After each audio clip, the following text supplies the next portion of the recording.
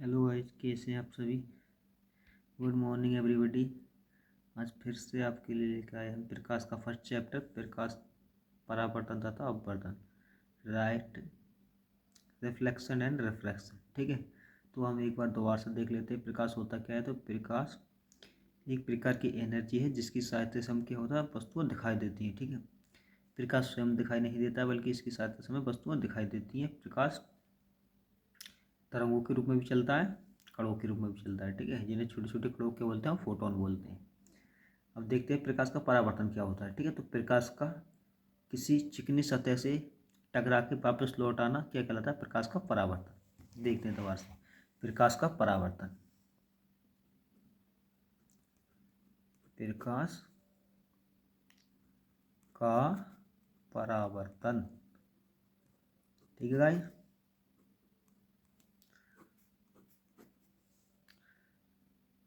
प्रकाश का किसी चिकनी सतह से,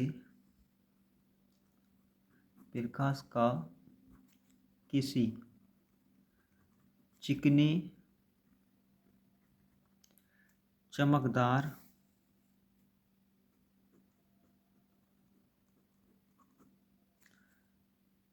सतह से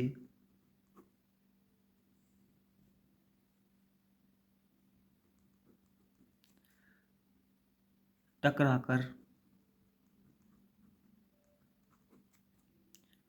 उसी माध्यम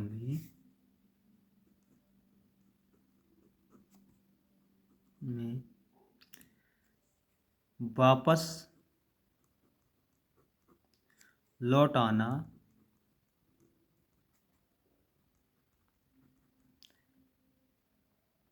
प्रकाश का परावर्तन कहलाता है।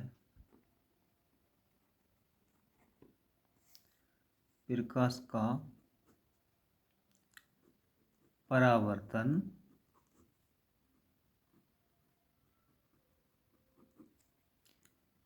कहलाता है। ठीक है भाई,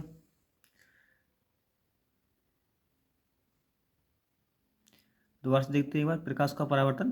तो प्रकाश का किसी चिकनी चमकदार सतह से टकराकर उसी माध्यम में वापस लौट आना प्रकाश का परावर्तन कहलाता है। ठीक है गाइस, देखो प्रकाश के परावर्तन के दो नियम है। ठीक है, हम बात करते हैं पहले प्रकाश के प्रथम नियम की। ये हम कोई दर्पण ले लेते हैं, इस दर्पण को हम नाम देते हैं दर्पण एम है। ठीक है गाइस, एम दर्पण है, एम दर्पण। ठीक है, इसमें ये हम एक प्रकाश किरण डालते हैं। ठीक है, जो दर्पण के आपतन बिंदु पे आपतन तल पर आपतित होती है। तो इस डाली हुई गई किरण को क्या बोलते हैं, आपतित किरण।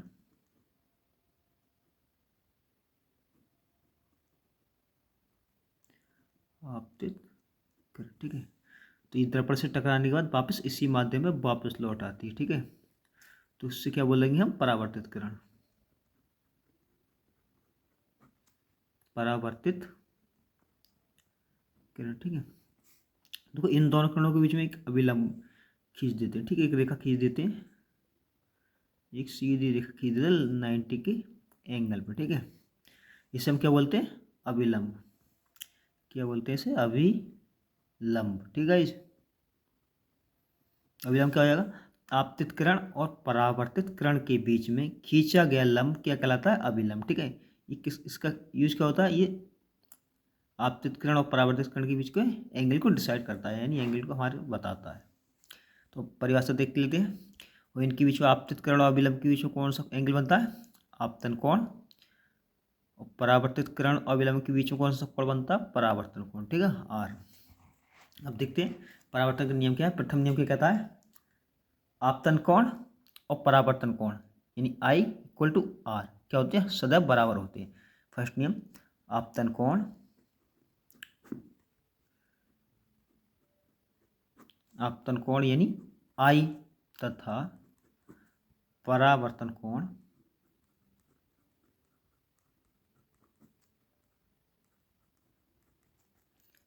सदैव बराबर होते हैं।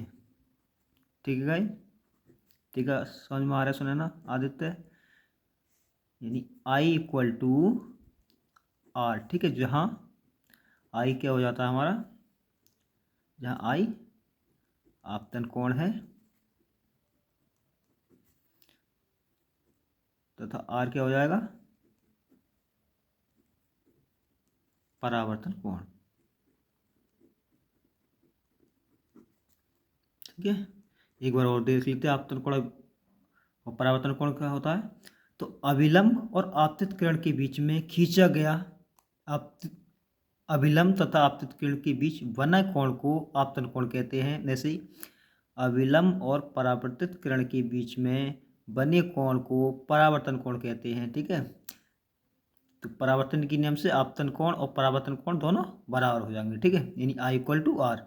सपोज करो हमारा यहाँ पे आपतन कोण कितना है, 45 है, तो परावर्तन कोण भी कितना हो जाएगा, 45। ठीक है, अगर हम आपतन कोण को 60 लेते हैं तो परावर्तन कोण भी कितना हो जाएगा हमारा, 60 हो जाएगा। ठीक है, अब देखते हैं हम परावर्तन का द्वितीय नियम या सेकंड नियम। ठीक है, क्या होता है ये, इसमें क्या होता है, आपतित किरण ये वाली और परावर्तित किरण तथा अभिलंब तीनों क्या है, एक ही तल में स्थित है या एक ही आपतन बिंदु पर स्थित है।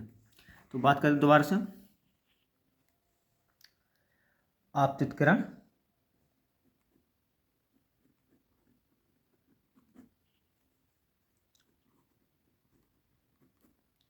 किरण कौमा परावर्तित किरण।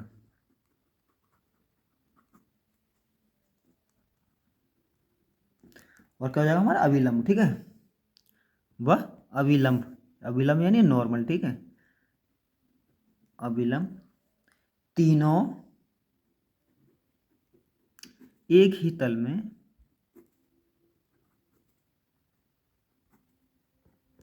स्थित होते हैं। ठीक है, स्थित होते हैं।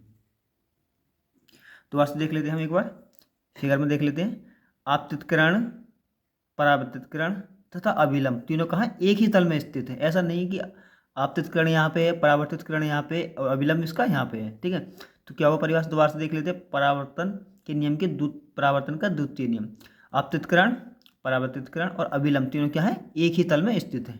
ठीक है गाइज, हमारे दोनों प्रकाश के परावर्तन के दोनों नियम कंप्लीट हो गए। ठीक है, प्रकाश का परावर्तन क्या होता है, तो प्रकाश का किसी चिकनी चमकदार सतह से टकराकर उसी माध्यम में वापस लौट आना क्या कहलाता है, प्रकाश का परावर्तन। प्रकाश के परावर्तन के दो नियम है। ठीक है, पहला नियम क्या है, आपतन कोण आई तथा परावर्तन कोण आर सदैव क्या होते हैं, बराबर होते हैं, आई इक्वल टू आर, जहाँ आई आपतन कोण तथा आर परावर्तन कोण है। ठीक है, द्वितीय नियम क्या कहता है, आपतित किरण, परावर्तित किरण व अभिलंब तीनों एक ही तल में स्थित होते हैं। ठीक है, परावर्तन कोण आर। ठीक है,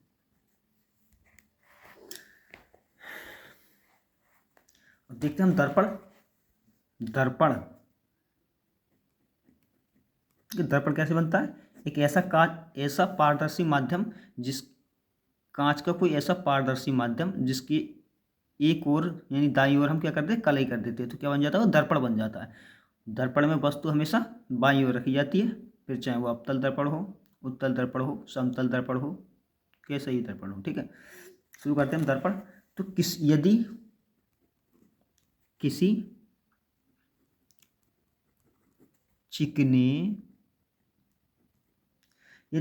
चिकनी सतह पर सिल्वर ब्रोमाइड की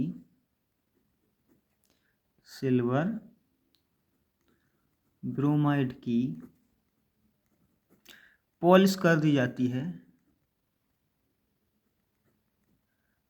यदि किसी चिकनी सतह पर सिल्वर ब्रोमाइड की पॉलिश कर दी जाती है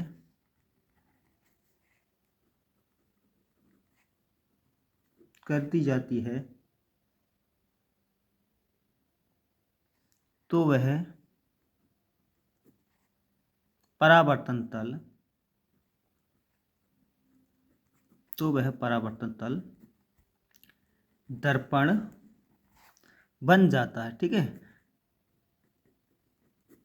पॉलिश हमेशा हमें किस साइड में करनी है, दर्पण की दाईं ओर। ठीक है, वस्तु को किस साइड में रखेंगे, बाईं ओर। देखो दर्पण भी दो प्रकार के होते हैं, एक गोलीय दर्पण, एक समतल दर्पण। नंबर 1 देख लेते हैं। दर्पण दो प्रकार की होती हैं। दर्पण दो प्रकार की होती हैं। दो प्रकार की होते हैं। नंबर फर्स्ट समतल दर्पण। नंबर 2 गोलीय दर्पण।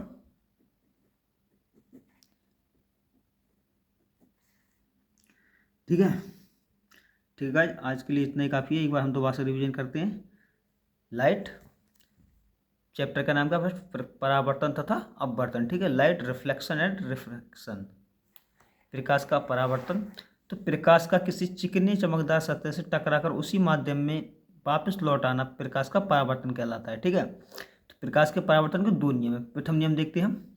आपतन कोण आई तथा परावर्तन कोण आर सदैव बराबर होते हैं, यानी आई इक्वल टू आर, जहाँ आई क्या हमारा आपतन कोण तथा आर परावर्तन कोण। ठीक है, द्वितीय नियम देखते हैं।